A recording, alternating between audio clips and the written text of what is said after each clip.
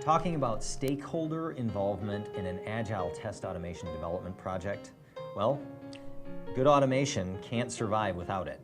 So it's important to identify who is responsible for what for your team and your customer. An advantage of using Agile for test automation development is that it forces this type of collaboration. It forces stakeholder involvement, and it really opens their eyes in the process. They're going to recognize that test automation isn't just this tool that gets installed and bam, suddenly you've got automation.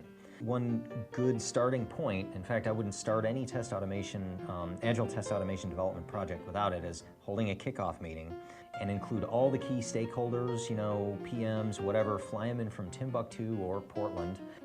Bring a list of all your deliverables and the effort levels. If you don't have the effort levels when you go in, make it a point in the meeting to hammer those out and come out with those effort levels.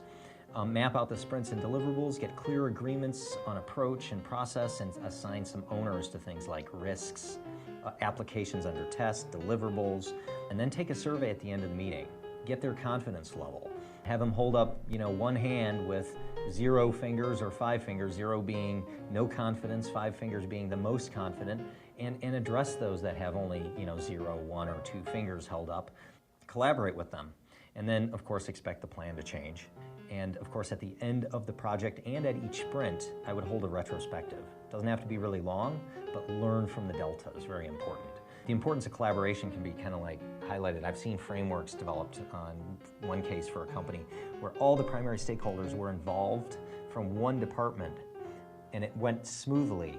But when they tried to roll it out to other departments, and there wasn't enough collaboration or buy-in from those departments at the beginning of the project, it was a much more difficult process. So it's really important to get that buy-in and try to think long-term as to who is going to be involved in that. Include them.